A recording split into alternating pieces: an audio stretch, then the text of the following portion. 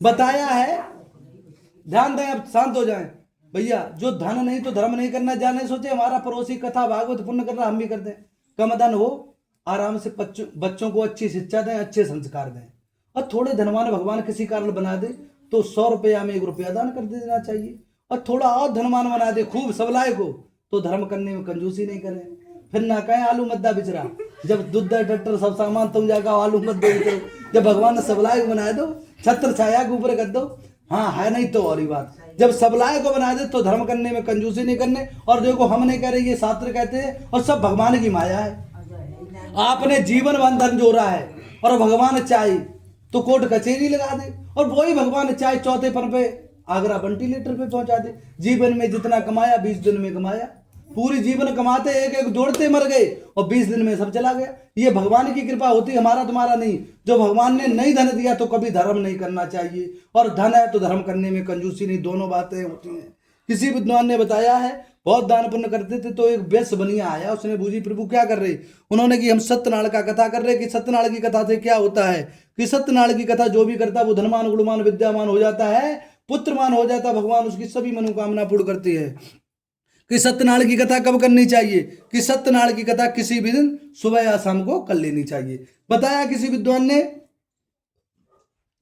जो वैश्य गया था उसकी पत्नी का नाम था लीलावती। वो घर पर आए, उसने अपने सारी पत्नी को सारी बात बताई। लीलावती नाम की सती सावित्री एक बार गर्भवती हो गई। 10वें महीने में एक सुंदर कन्या को जन्म दिया।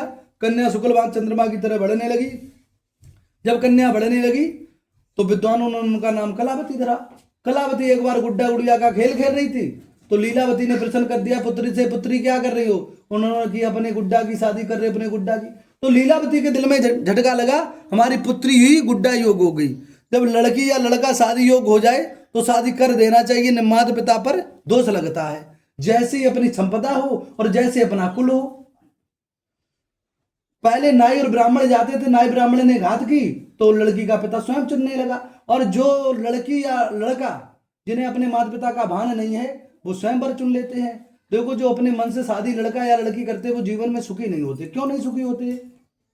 किसी की नई नई शादी हो और 2-4 साल हो जाए, बाल गोपाल नहीं हो, तो वो मंदिर के पास जाएगा, अगरबत्ती लगाएगी, प्रभु हमारे एक लड़का या लड़की हो जाए। या किसी संत महात्मा से जाएगा, हर जगह जाएगा, भगवान से आग्रह करे हमारे एक लड़का या लड़की हो जाए। जब लड़का लड़की किसी भगवान ने दे दिया, फिर वो कहीं बाजार में जाए अच्छी चीज ले तो ये कहेगा अपने पुत्र को साथ बैठ के खाएंगे। अपने कम खाएगा, पुत्र को ज्यादा देगा, पुत्री को ज्यादा देगा। बस तो अपने कमजोर पहन लेगा, पुत्र पुत्री को अच्छे वस्त्र पहनाएगा। और जब वो समझदार हो जाए लड़का या लड़की, और माता पिता की बात नहीं माने, तो माता पिता को कितना कष्ट होगा। माता पिता की आत्मा नहीं दुखानी चाहिए, और जिस घर में माता पिता की आत्मा दुखाते हैं उस घर में सुख शांति नहीं रहती है। आप मंदिर में कभी पूजा करने नहीं जाए, गंगा जी कभी नहाने नहीं जाए, लेकिन माता पिता की पूजा सबसे बड़ी पूजा है। जिस घर में माता पूजा की, सास ससुर की पूजा नहीं होती है, उस घर में लक्ष्मी का वास नहीं होता है। जो हमारे माता पिता और बुजुर्ग होते हैं, साथ साथ भगवान का रूप होते हैं। आपने सुबह नाश्ता भोजन बनाया, अच्छा ठाकुर जी का भोग लगा रहे, बड़े बूढ़े बेचारे भूखे प्यासे बैठे, तो क्या भोग लगाने से फायदा। जैसा बना तो बड़े बूढ़ों को पहले स्वीकार करें, उनका आशीर्वाद लें। उनका आशीर्वाद बना रहा तो घर में मंगलाचार होती है।